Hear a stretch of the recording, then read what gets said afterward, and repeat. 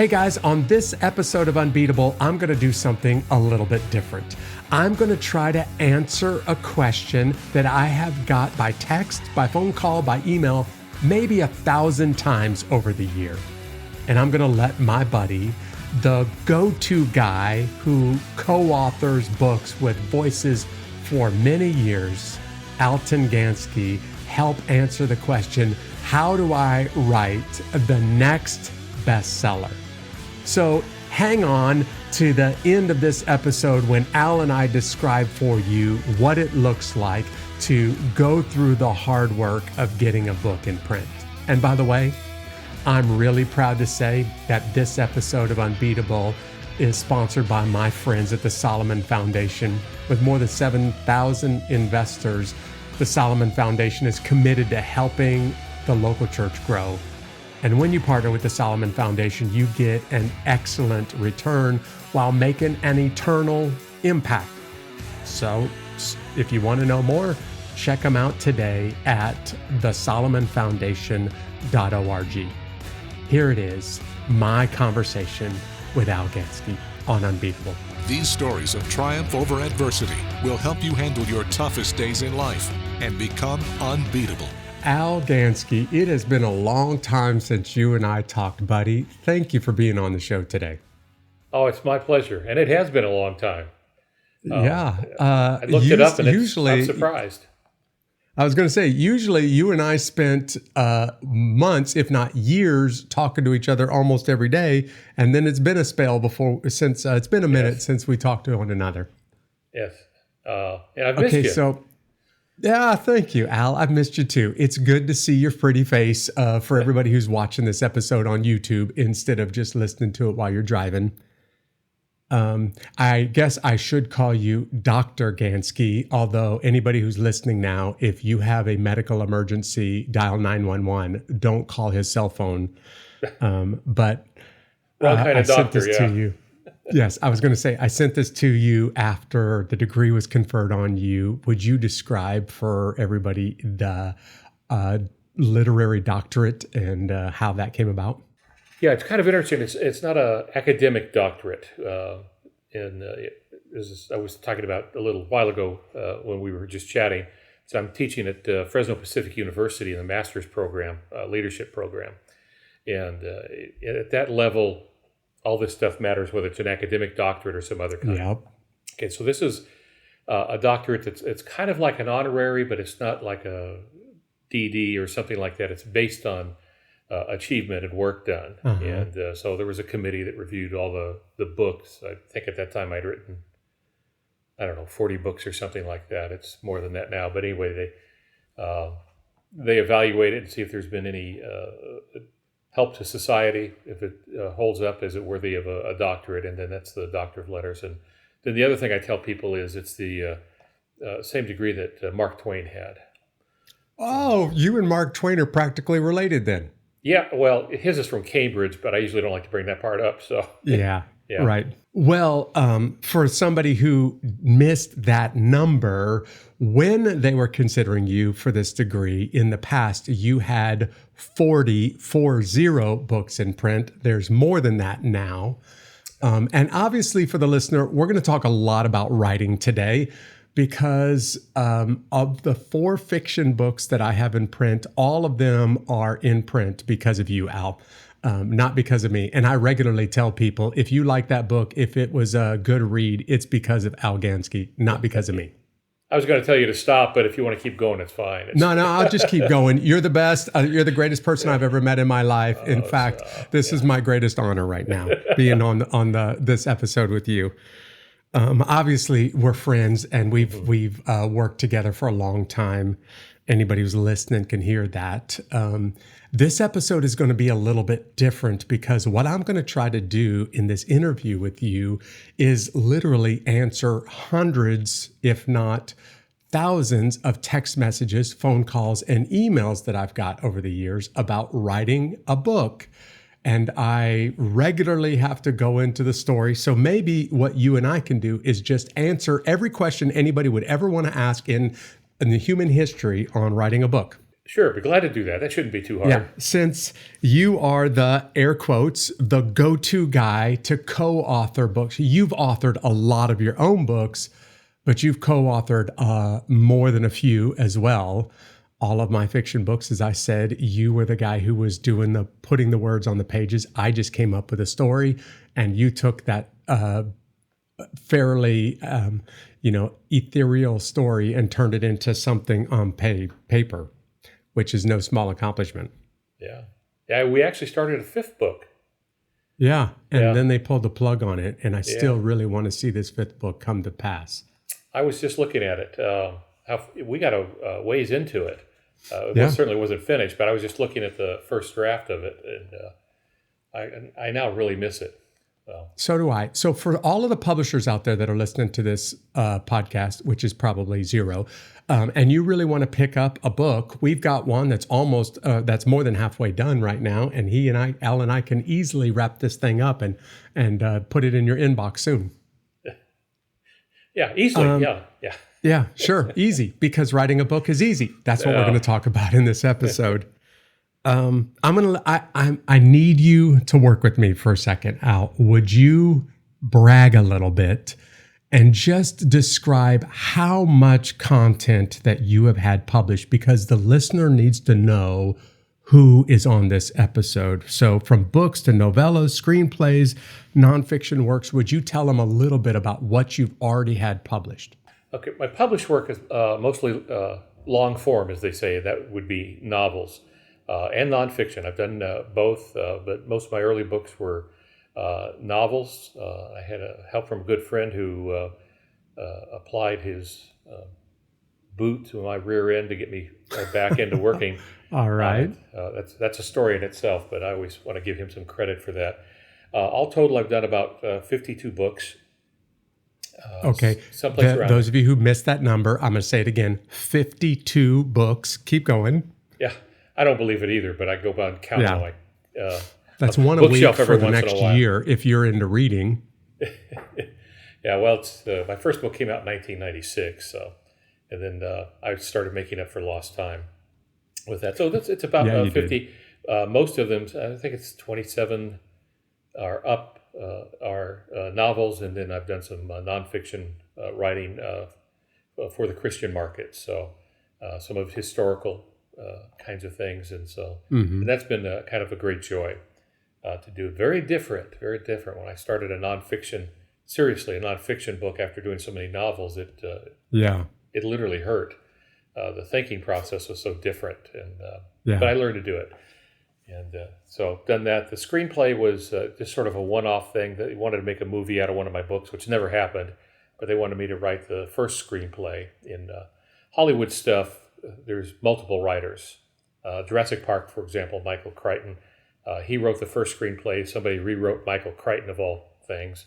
And then somebody else rewrote that person's writing till it ended up on the screen the way it was. So it's writing by committee. But they wanted me to write the first draft for one of the books I had done. So the other things I used to do, write videos for businesses, and I've done some short work, a few articles here and there, that sort of thing. But that was when I was just trying to find my footing. Al, not only have you written a lot, you're prolific, and that word doesn't get used well often. It's usually thrown around to people that are not prolific. You really are. But your work has been recognized, and not just with the literary doctorate degree and the quality, not to mention the quantity of your work, but it's been recognized by some awards. So would you brag for just a little bit more about some of the awards that your works have received? Oh, well, that's going to be tough. Not a great many. I don't usually think of them. Did an Angel Award, won one of those, and then we won award. Got a Christie Award for Ship Possessed, but then we got, what was it? It was first place in Suspense and Action, I think. Yeah, that's right. So one of our books did that, and that was great. Fallen Angels. Well, Fallen Angel. Yeah. That's right. I was going to say, I blush a little bit when people are introducing me as an award winning author because I'm thinking, I'm not the reason why that book won an award. It's 100% because of Al that this book won an award. If it were me doing the writing, nobody would have even considered the book for the category, let alone receive the award. Yeah. Well, don't cut yourself short here because you certainly kept me on track. I had a lot to learn. It was a big learning curve. Well, having not been in the Army. I was going to say, you picked it up quickly. You might as well have gone through basic training with all of the acronyms that I threw at you and all of the equipment that you had to learn real quick. Yeah, and the internet was a big help on that too. I could look some things up. Of course. And stuff, but yeah, that was quite an education, and I enjoyed it very much. Well, thanks.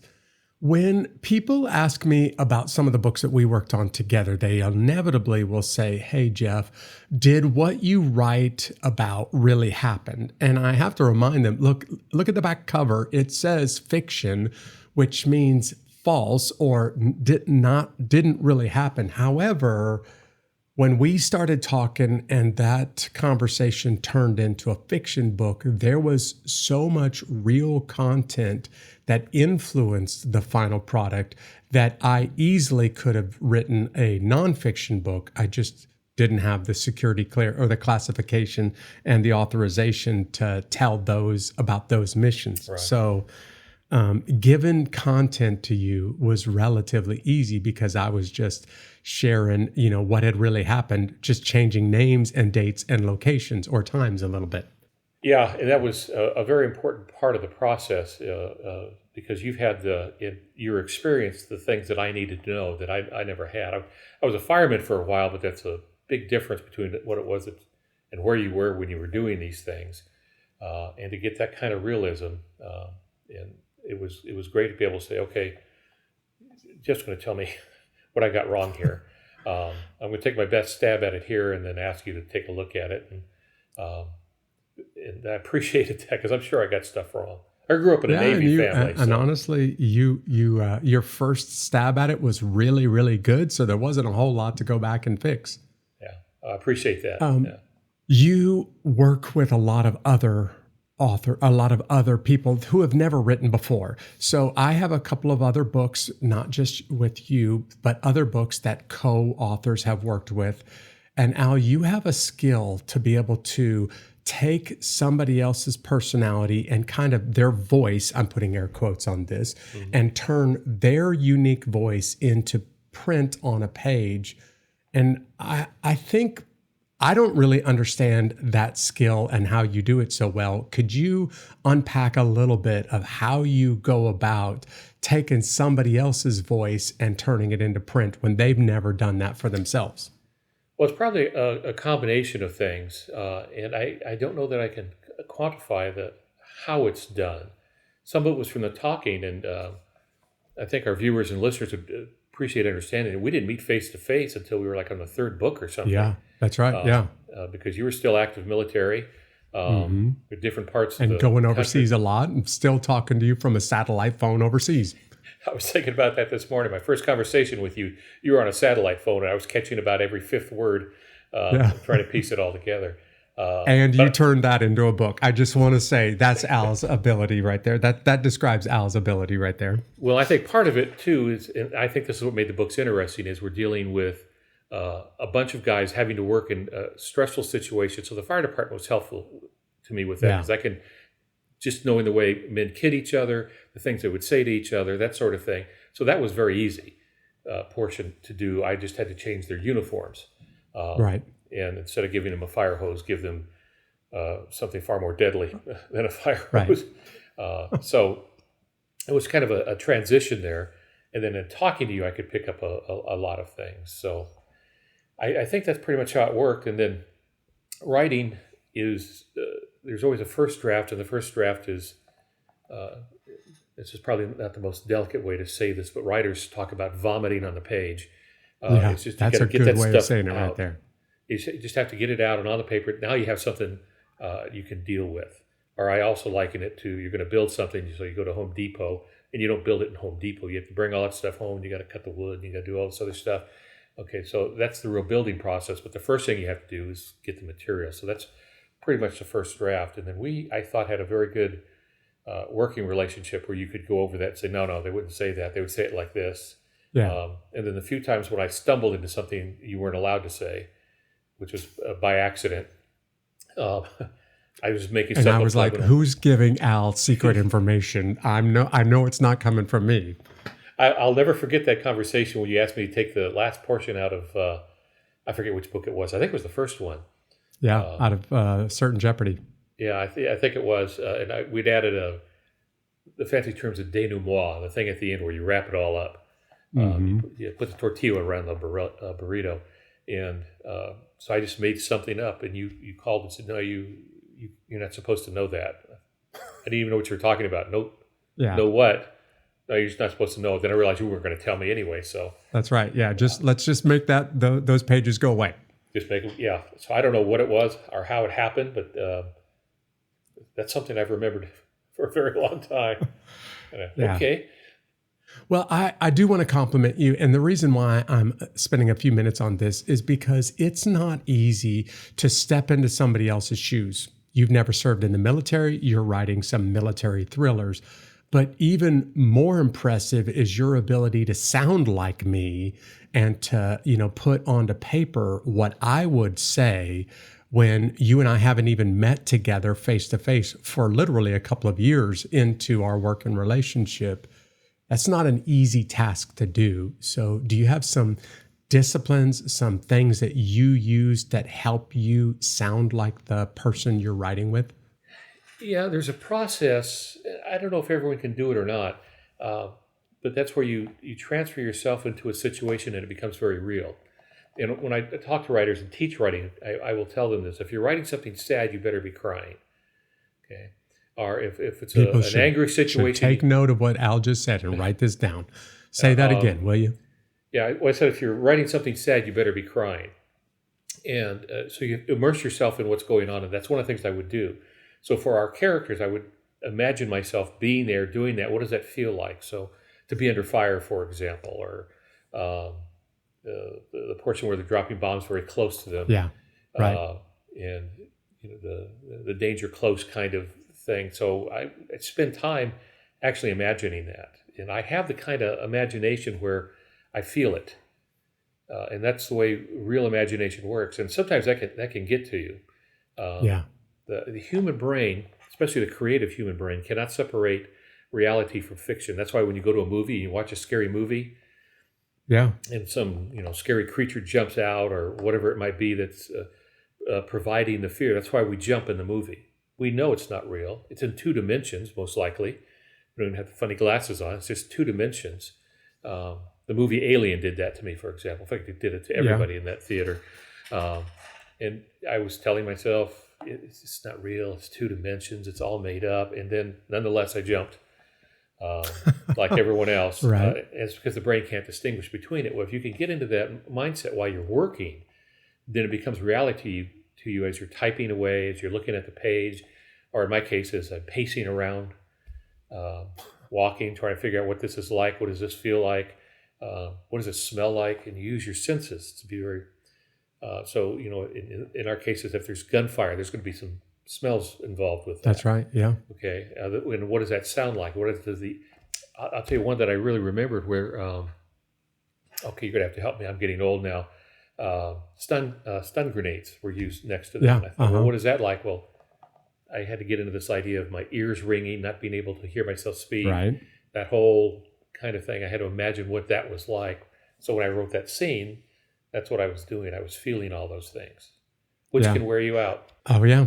I was about to say the fact that you just quoted your brain really doesn't know the difference between reality and fiction.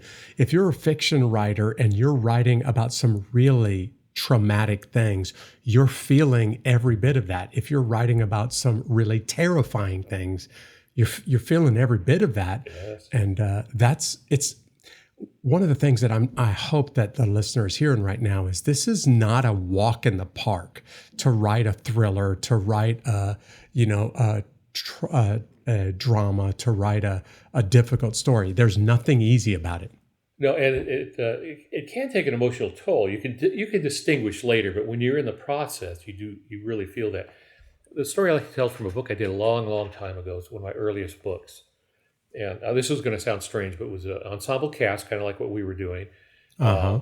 and it was a mix of them, and it was supernatural suspense, and the scene that I had come up with was for this lady who was a thief. Really, she's kind of Hollywood kind of thief, and I sent her to hell for a while. It was a vision. They each had what brought them together. They each had some type of vision, and it only made sense if they put all those visions together. That's what made them a team. So that was a long time ago, and I remember writing that, and I'm describing this and that, and I got to the end of it, and I finished the scene, and I quit for the day. I said, "That's it. I'm done." Yeah. I was emotionally spent. Yeah, the emotional toll on that. Yeah. It was maybe 4 pages, something like that, but it just haunted me. And so that happens in a lot of them. So in writing your books, I often felt like I was there, which was pretty scary. Yeah, well, one of the things that we did well, and I really want to compliment you here too, is when we first started talking with the publisher about writing these books, I really, really felt strongly we need to recognize what the families go through. When you write books, especially action books that you want guys to read, it's all about guns and bombs and, stuff blowing up. But at the same time, there are some very real families that are going through unknowns or going through the trauma of a phone call after watching a horrible news broadcast and not knowing if I pick the phone up, is that going to be somebody telling me that my husband's never coming home? And you captured the emotions of the family probably better than any military book I've ever read. And I mean that in all seriousness. You captured that, and you captured it really, really well, man.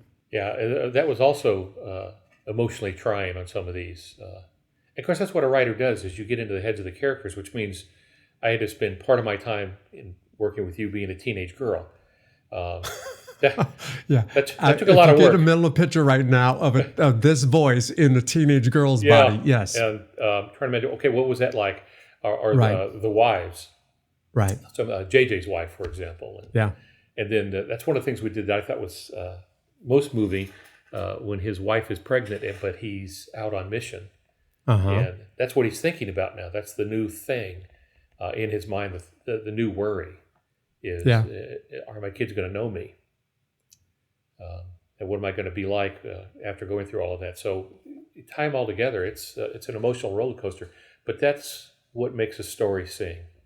I love your language. That's what makes a story sing. Al, writing inside and out, not just because you've done it so well for so many years, but you teach it. You teach it at conferences. You teach it, you keynote conferences, helping people to try to get a book out there or to become a better writer. What are some of the concepts that you always try to get across when you're teaching at conferences about this? Well, really several things. In fact, I just did a conference. I had laid off for several years, but it was just up in Seattle. All right. Teaching. And that was very enjoyable. Keynoted, and then the top, but there's usually the things I drive home is, especially for those who want to be writers, is you can't be a writer if you're not a reader. I need you to say that one more time, because there's a lot of listeners that need to hear that one again. You can't be a writer unless you're a reader. And what I tell students is that you buy books and you read those books, and every one of those authors is your mentor. You find the ones that move you the most, that you connect with, and you have a mentor on the shelf. So for me, it was Dean Koontz, because I like the way he handled the language. In fact, I got to one point I thought, I can't read any more of his books because he's so good. I'll never be able to write that way. Throw your hands up in frustration. I did, but then I did something else. I went to the bookstore, back when you would go to bookstores, and I went to the Dean Koontz shelf, and he wrote constantly. So he had lots and lots of books. Yeah. I went through and I looked at all the copyright pages. I found the earliest books that he wrote, very early books that he wrote. First couple of them, I think I bought 4 of them. I went home and I read them. They were horrible. Just absolutely horrible. Which And gave you a little bit of hope, right? yeah, that was the greatest thing that ever happened because it occurred to me that you're not born a writer, you become a writer. Right. Yeah. Okay, so you work your way into it. And so that's really it. You have to read. You find someone who's writing you really appreciate. You make them your mentor. You'll never have to meet them or talk to them. You just look at what they did. How do they put the words together? Or I also tell people to slow down in their reading. We teach people to read fast. That's, I think, one of the worst things that's ever happened, especially for writers. It takes me forever to get through a book because I'm always looking at something. If it's good, it takes me even longer. I don't race through it because it's good. I want to know how it's done. Why is this a good sentence? Why is this a good paragraph? What did they do on this scene that is giving me the shivers or made me laugh? Whatever it might be. And then the other thing is to take out clutter. We put in too many words. We think that more words is better writing. It's not. Fewer words are better writing. Yeah. So Al's axiom number 2 is writing is putting words on the page. Great writing is taking words off the page. Wow. I'm writing this one down right now as you're talking. I've got about 60 of these little axioms, and that's one of the things I teach. Anybody can put words on a page. That's fine. In your first draft, you don't really care how bad it is. It doesn't really matter. Angie Hunt, I think she writes very good stuff, but her first draft, she would never show to anyone. She just races through it. She ends up with 75% of a book. She calls it an ugly baby. An ugly baby. Okay. Yeah, but she doesn't care because she knows she's not done. Now she's going to go back and do the real magic. She'll put some makeup and clothes on that baby, make it pretty. Yeah. She's going to go back and start making the changes, flesh things out, and that's where the real magic happens. So, and this was hard for me to learn because one reason I put off writing is I didn't want to rewrite. Turns out that's where the fun is in the rewriting. Yeah. I never felt that way when I was working on academic stuff. So you got to explain why rewriting is fun. Yeah, it's an acquired taste. Of course. But that's true. I teach at the master's level, so I have to read theses, tons of material in academic terms and stuff like that. It's a great cure for insomnia. But even some of that can be brilliant. I've read some great papers. Yeah. But that's what I teach the students is you have to do the rewriting. That's where everything comes together. And the key to that is to always remember your reader. Always remember your reader. It is not about you, the writer. When I write, it is not about me. I don't think about me. I only think about the reader. And that's true in everything. When I go to the doctor, I want the doctor to think about me, not about himself. Right. But because writing has a certain stigma about it, people think, well, I'm a writer and people are going to love me, and I'll get free dinners and stuff like that. Yeah, don't bet on it. Right. But it is a great art. It is very creative. But those writers think about themselves. It's okay to write for yourself, but if you're writing for publication, the only person you should be thinking about is the reader. Yeah. Okay, if you lose track of that, you lose track of everything. You write a lot in the Christian arena, and it's hard enough to get something published right now in today's day and age. If you want to self-publish, if you want to create a blog, if you want to do that stuff, anybody can do that at any time. But getting something published, it's not easy. Getting something published in the Christian markets is even more complex. I'm going to use that word instead of difficult because there are lots of expectations that readers, publishers, editors are going to put on you. So for just a couple of minutes, Al, can you describe some of the challenges? They're not necessarily bad. They're just challenges that go along with publishing in the Christian genres out there. And I'm glad you make that distinction because writing for the Christian market is different. And that's because, again, we're thinking about the reader. Those readers are different than readers who do nothing but secular reading. And I'm all for, most of my books are secular, or that I've read are secular. Most of my writing is in the Christian market. And I understand that best because I was a pastor for a very long time. I'm sorry, I just my train just derailed here. Oh, well, in the I was Christian asking market, you how difficult it is to write for the Christian market. Yeah, it can be very difficult. The reason is they publish fewer novels, and they publish a ton of nonfiction, but novels are fewer, and the readership is skewed towards a female audience. Yeah, That's heavily. going to sound strange, and the reason is I'll give you the history behind this. Is these books were sold in Christian bookstores. Christian bookstores were traditionally open from like 10 to 5 or 6 p.m. Okay, back in the day, men were usually working during that time. So were some women, but most of the people Sure. walking into Yeah. a Christian bookstore were women. And so you can still see this in some Christian bookstores. When you go in, there's a very feminine feel to it. Yeah, Okay, nothing wrong with absolutely. that. That's Yeah. who their clientele was. So you can't complain about that. But what that means is it also skews the genres that the publishers want to print. So romance became very big. First, it was prairie romances, those sorts of things. Some light mystery, but it was mostly romance kind of thing. And that took off and became very big. Now, there was, of course, the other side of this too, the whole Left Behind series and stuff like that. So there's others, but it was predominantly female-oriented. Yeah. That. So guys like me who were writing for both genders, I never selected one over the other. I always let the story dictate who the protagonist was. And so I would just, get in their shoes and follow that person. But that's one of the reasons that it's difficult. Also, there are some constraints because in the Christian market, for language, for example, we were talking about Right. soldiers and stuff like that, and we know their language is always pristine and clean, and, Right. yeah, Yes. sanitized, Of course. sanctified, all of that. Right. We're sure of that. Absolutely. Yes.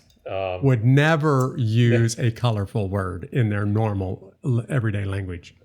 Writer friend of mine, Jack Kavanaugh, he did a series of history things, and he had one section on pirates, one book. They did it on pirates, and he said, my pirates are the nicest pirates in the world. Yeah. They never swear. They did.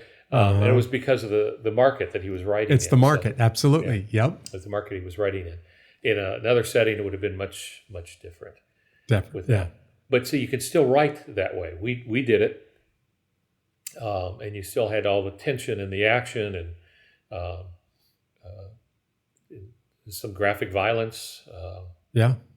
So I've got to interrupt and tell you this because I'm smiling over here because in one of the books we did, I make typos, and my typos make sense. So I always have to have someone else read it. And we had a soldier down on the team. They're asking Doc how he's doing, and Doc says, "I'm afraid he has eternal injuries." It was supposed to be Eternal injuries. These Yeah. injuries are going to last forever. That's what I said. My wife caught it, or my son caught it. I can't remember, but it said, going to have eternal injuries. So you're hurt, and you're going to hurt for a very long time. Yeah, you're going to hurt for the next million years. Yeah, but anyway, so we were dealing with wounds and all kinds of different things going on, and but anyway, the Christian industry is difficult in that, and also who does the selection. So it's very difficult. Most books don't earn out. Publishers still make money, but they don't earn out. That is, you don't get they don't get the money they spent on the advance. Right. Back. That's right. They don't get all of it back, but they get money for other things. And that has to do with how much your royalty is, what percentage you're getting. It's why they don't get it back. But nonetheless, it's a tough industry, and it's always changing. So you do have to keep track of the market. I'm glad you brought up the profits, royalties, and all of that, because that's really what I want to go to next. But to just compliment you, I'll say the way that we met, Al, was because I was going back and forth overseas with guys to war repeatedly. I had a large budget, and I was buying a lot of books. And I was bringing them with me overseas, and I wanted to buy some stuff that would really encourage and lift guys up. Right. But I'd hand them books, and they didn't read them. They'd put them down, and then they would go pick up a Dean Koontz or a John Gresham or a book like that. And I'm like, I don't understand why nobody's I'm giving these books away free. Why is nobody reading these books? Why are they reading those? So I went back to a very trusted friend and said, I need a book that is written for men, has a Christian theme, and is action-packed. What do I buy? And he sat there with this stunned look on his face, thought for a very long minute, and he said, doesn't exist. Literally, there's nothing out there in the history of the written language that fills what you're looking for, Jeff. And then he was the one who said, I think you need to write it, and I think you need to talk to Al Gansky. That's how we got started. I think you may have heard that story before, but that's how dominated the industry was by material that was really written for a very specific audience and not at all the kind of guys that I was going to war with. Yeah, yeah, you're absolutely right with that, and that's one of the things that skews publishing is it is a business. They have to make money. That's exactly right. They will tell you we're a mission, and that's fine. That's what they're doing. We have a mission, but to keep doing that, they have to sell books. And so what they will always do is they will look at what is selling now. Okay, what can we do? And with the guy fiction, it was always so I did several with the Perry Sachs, J.D. Stanton, all of those were like that. But I also wrote with female protagonists with mystery books and other such things, and they were always very present. So I always had a strong female influence in every book, which is what we did with yours. Yeah. So this episode for the listener already feels very different because they're sitting there yawning right now. And I'm trying to answer two questions that I have been asked. I really don't think I'm exaggerating with this 1,000 times. And it's an aspiring author. It's a pastor who's never had a book in print, but he's got a bunch of sermons transcribed. And hey, Jeff, what does it take to get a book printed? Or it's somebody who wants to, and you've already used this language, Al, I'm going to write a book. It's going to become a bestseller. I'm going to be rich. I'm going to be famous. I'm never going to have to work again. And you and I both, when we hear a comment like that, want to fall out of the chair laughing because that's just not going to happen. So the Unbeatable podcast reason why I'm interviewing you is because I am convinced no one, not one of the people who came to me about getting a book in print understands just how hard this is. And now I want you to go into some details on the challenge of just writing to begin with, let alone getting that writing in front of a publisher, getting them to pick up that writing, and then you're going to make less than minimum wage when you consider the amount of hours that you put into it versus the amount of royalties that came back on it. So can we just get into the business side of writing now?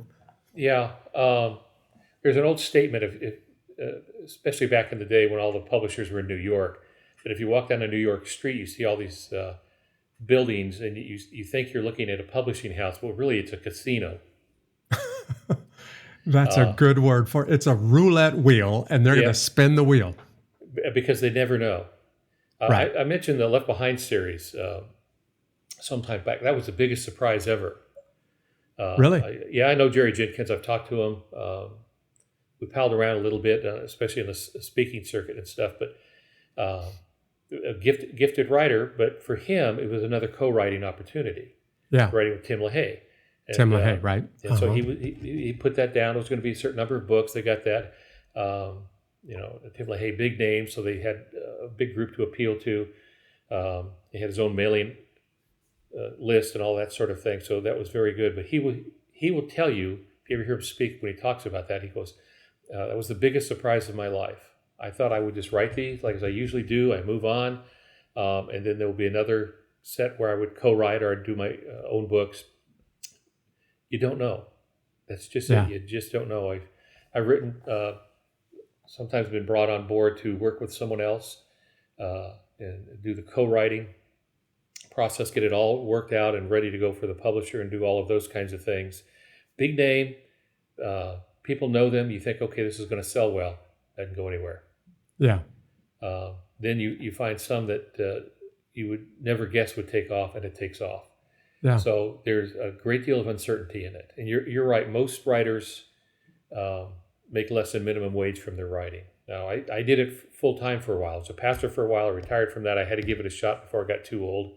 And so I wrote full time for quite a while. I wasn't living in a mansion, but we ate. You Yeah. know, kids didn't go hungry. But that was constantly producing. And that's one reason I had so many books. I had to keep producing books until one just really takes off. A Dan Brown kind of thing from the secular side. He was very surprised about that too.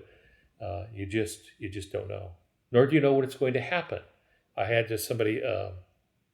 He'd been a student at Blue Ridge Mountain Christian Writers. You spoke there, and he'd come to me. He was ready to quit. I get this quite a bit, and so I talked him off the ledge, and he kept producing stuff. Something like 6 years later, he sends me a book, and it's a military fiction. And he'd done something like 5 books, 6 books before that, never took off. And all of a sudden now he's writing for one of the largest publishers in the world. Yeah. And they liked his stuff so much they gave him another 2 books to do. And then said, we also want you to do this work on some of the Tom Clancy books. You know, Wow. Tom Clancy's now gone, but he's a brand now. Yeah. And they have the rights to that. So that's what he's doing. I got a great Tom Clancy story I'll have to tell you sometime. But I want people that are listening to hear what you just said. For the average writer, and I'm talking about somebody who really is passionate about about their topic, you're probably going to work far harder than you're writing a book than what you would do in a normal 9-to-5 job. If the book, and this is a huge if the book gets picked up by a publishing house, don't be surprised if that book never pays out. Now, this is a literary term. Can you describe what pays out means to the listener, Al? Okay, in the realm of traditional publishing, there's different types of publishers. There's little mom and pop things, you can self-publish.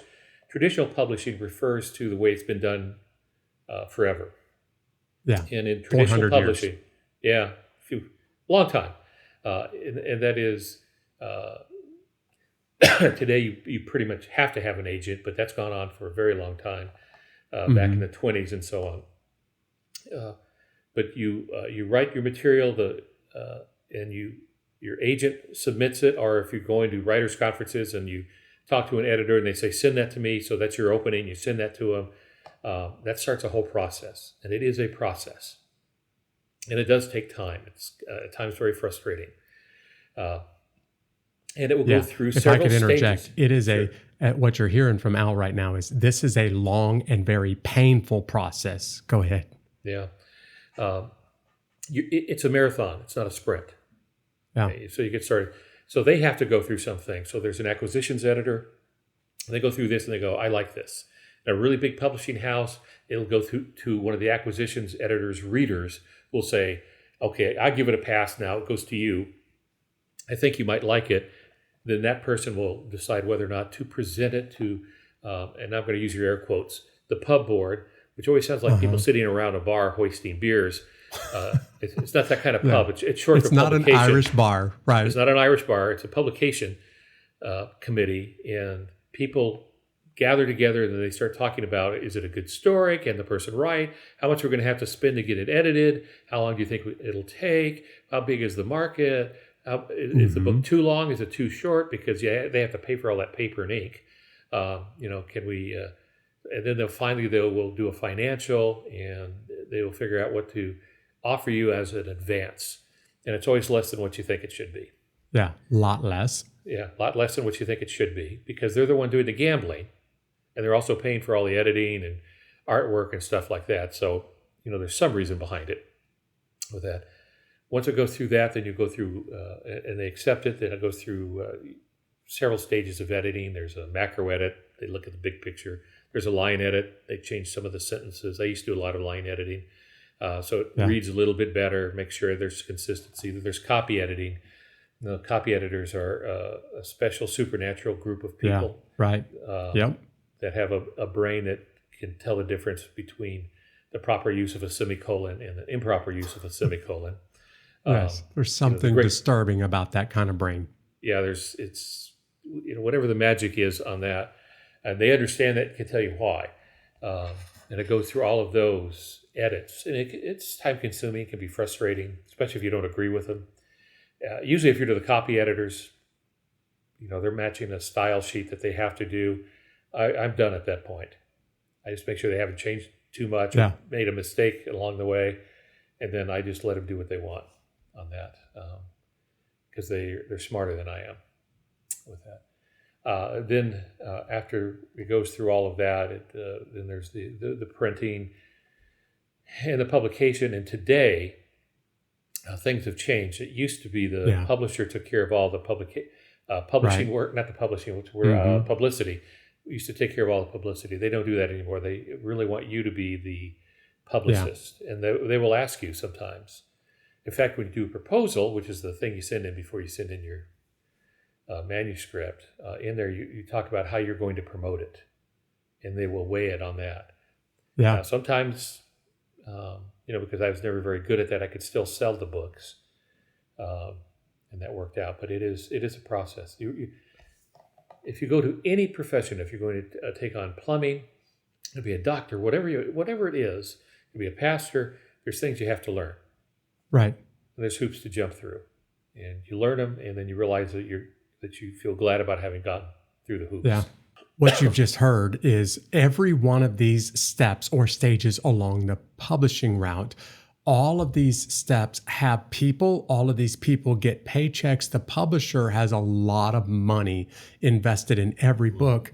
And I don't want the listener to feel like, oh, those guys and gals in the big publishing houses are sitting up in their high office, their corner office in those high rises, and they're making lots of money. The truth is they're taking a big risk on every book. Unless your name is J.K. Rowling or Stephen King or Dan Brown, every book a publisher is risking losing lots and lots of money.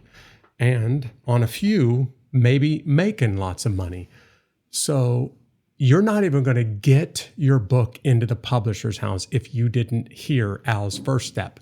And step one, this is what I tell every time somebody asks me. Step one is go get a literary agent.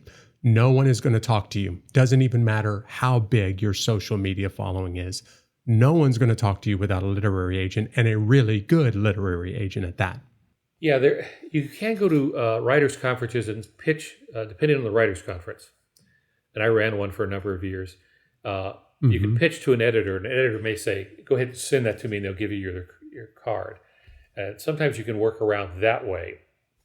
But it's always good to have an agent because there's a lot of details in the contract. It can be very thick and frightening.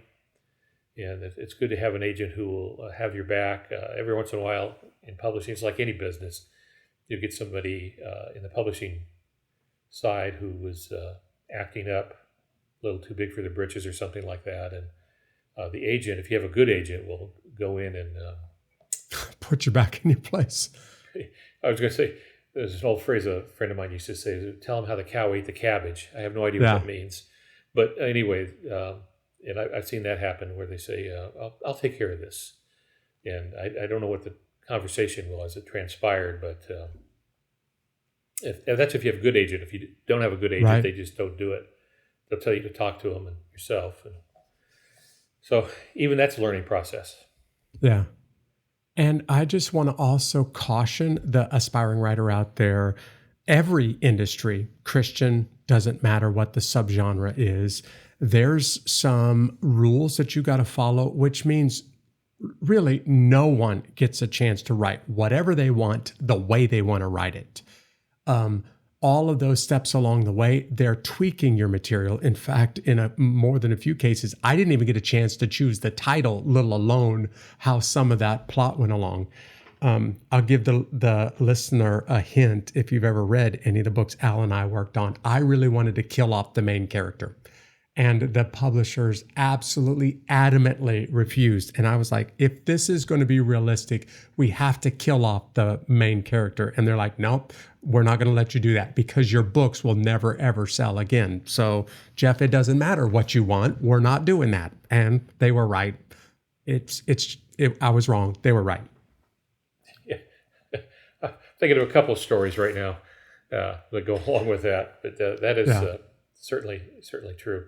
In fact, I lost a possible book contract because I did in a novel. It's not a foreword, but anyway, I had an opening chapter that wasn't the first chapter, like Clive Custer does, or did, and it took place in Ethiopia at a place where they were feeding the starving and things like that. And I had a female character who was, I made her a little too real, I think, because what I wanted to do is establish that the bad guy was really, really bad. Yeah, yeah. Just really, really bad guy. And sure enough, Warlord comes in, kills the guy, the Ethiopian she'd been working with, and kills her.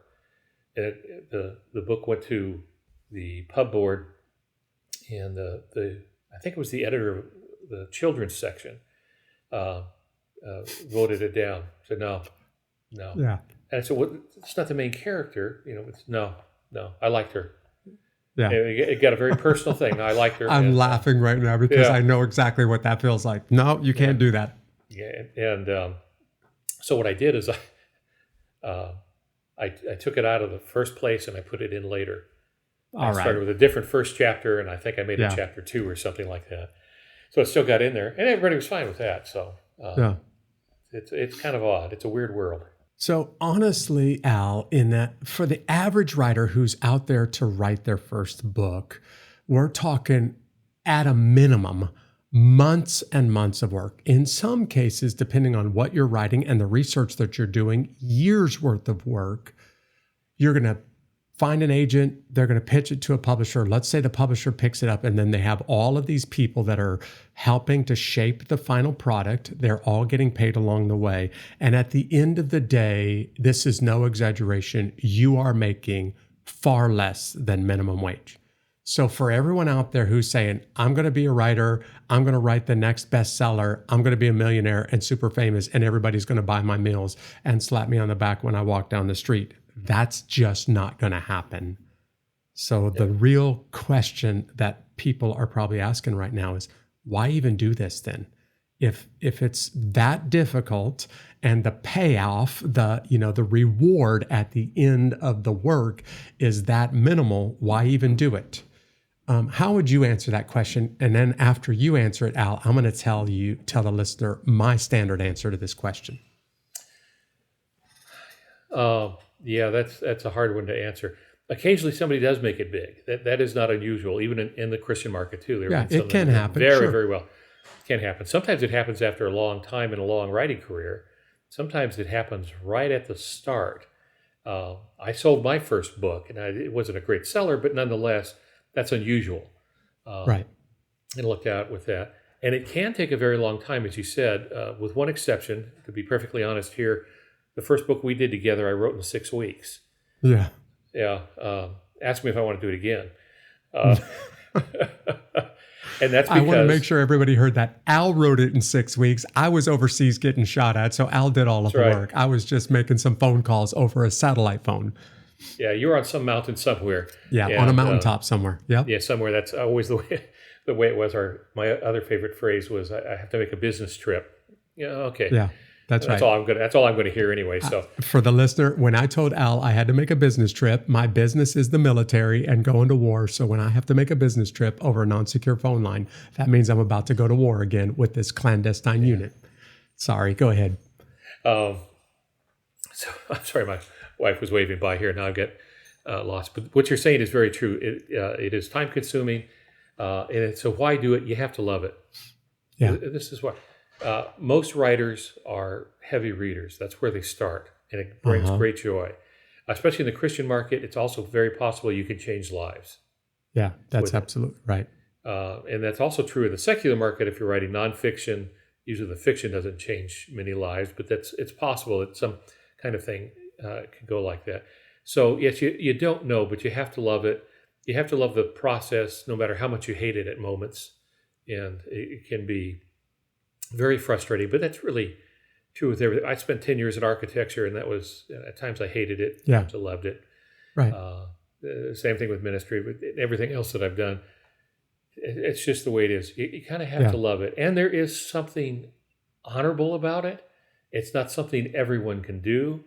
And there is something when you say, I wrote a book, and it was published, or we wrote several books and it was published.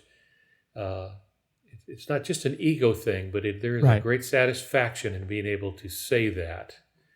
And so it still drives me. I've laid off for a bit because I retired, and then I started teaching, and now I'm picking stuff up again. But all right.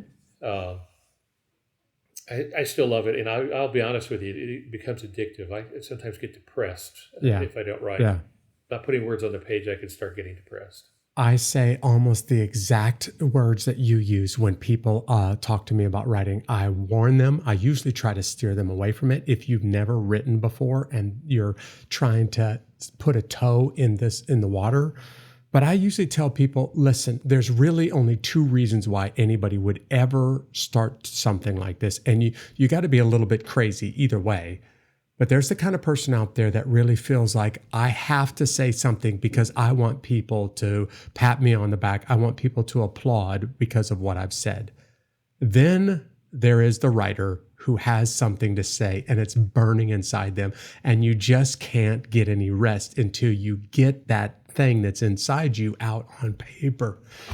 Sorry. And when you're finally done, the sense of accomplishment, even though you're probably not going to make any money, you're never going to be famous, you're not going to be rich, and people are not going to buy your meals, the sense of accomplishment is just the same as climbing Mount Everest, finishing a marathon, doing a great endeavor, because it's that kind of work, and you've just accomplished it, and you can sit back and be very, very proud of what you've accomplished.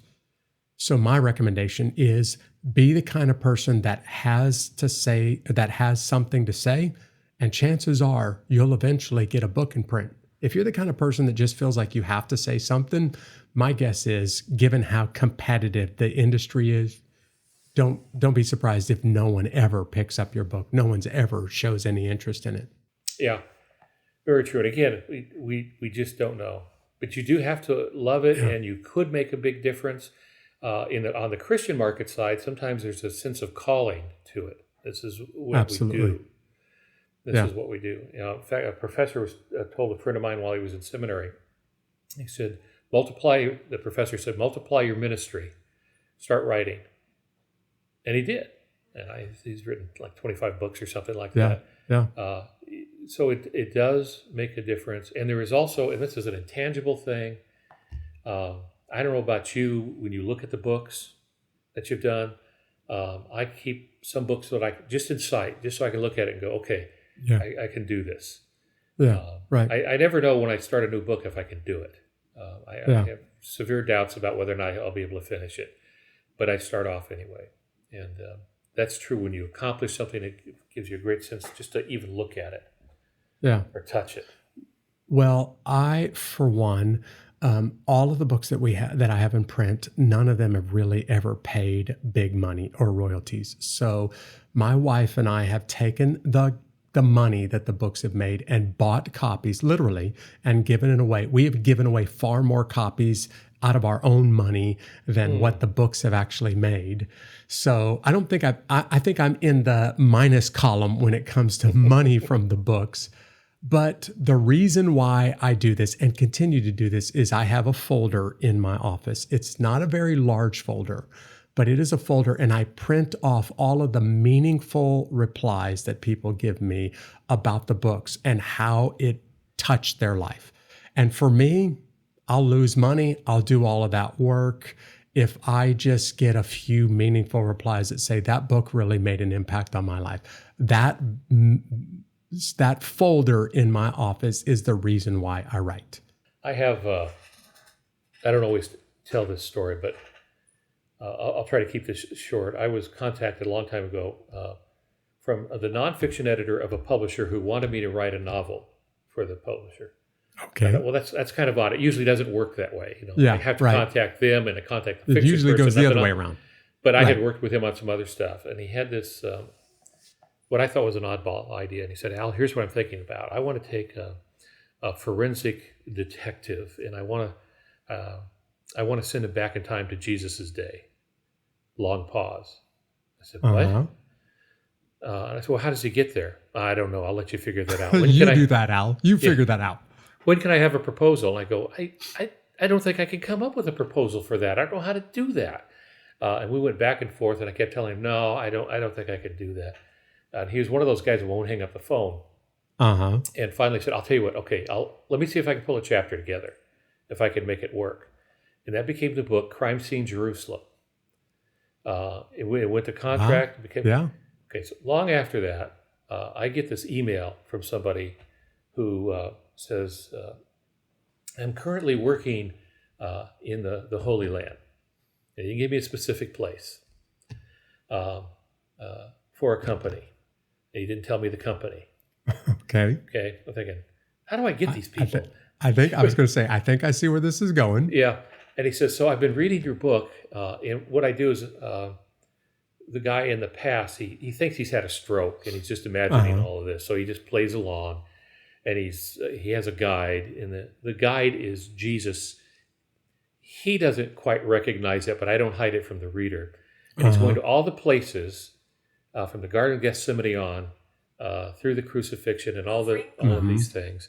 He says, I've been going to all of those places as I read the book and visiting there. And I got to the tomb, and I gave my life to Christ. Wow. And I thought, I worked so hard to get out of that project. Yeah. I worked so hard to say, no, it's a stupid idea. Yeah. Not even I can make that work, and I write stupid ideas. That's right. I do this for a living. I make this stuff up for a living, weird stuff. I don't think I can make that fly. And it flew. Yeah, and look at that. It actually became one of my favorite books. I was getting chills as you were saying that. That for me would make the months, if not years of work and very little money in return, all worth it. Just that right there. Al, thank you. On this episode, what you have helped me do is answer countless emails, phone calls, text messages from people who are saying, I've never written before. It seems easy. I want to be rich. I'm going to make lots of money, be very famous. How do I do this? And this episode is designed to say, maybe you need to get to go back and rethink your goals in writing for the first time. But for all of those guys and gals out there that are writing and writing really well, I salute you, because it is exceptionally hard work. Like climbing Everest or finishing an incredibly difficult physical challenge. That's the sense of accomplishment you get from putting a book in print. I agree 100%. And there's a joy in that when you get to the end. Yeah, it sure is. It's been a joy to catch back up with you. Let's not make it so long next time. And hope to talk to you again soon. It's been my pleasure. Good seeing you, brother. Yep, you too. We'll see you. Bye. You just heard it from the master himself. If you really have something that's deep inside of you and you're burning, and it's burning you up and you want to get it out, if you're the kind of person that has something to say, I hope this episode has given you the tools that you need and the advice to actually get a book into print. As Alton Gansky has said, anybody can put words on a paper, but not everybody can call themselves an author. And if you want to know more about Alton, you can find him on his website, altongansky.com. All you got to do if you're driving and you don't know how to spell that name is just check it out in the notes to this episode. You know, I have a couple of books that are in print, and one of them I worked on for more than 4 years. I give it away totally free. It is my way of just helping to encourage you when you're going through some hard times. This PDF booklet is called The Unbeatable Army Survival Guide. And if you want it, I'll give it to you free. Just simply go to unbeatablearmy.com. There's lots of people that are connected with us online, and that are subscribing to this podcast each week. If you're not already a subscriber, why don't you go ahead and hit subscribe on YouTube or on your favorite podcast platform? Did you also know that we are on social media just about everywhere? All you got to do is search for @Unbeatable Podcast, and you'll find us. You'll also find some pretty amazing fans, like our fan of the week this week. His name is Peter Marino. And I just want to say, Peter, thank you for staying so faithful. Thank you for staying so connected. For everyone out there, thank you for tuning in to this episode. I'll see you next week when I bring you another great guest on Unbeatable.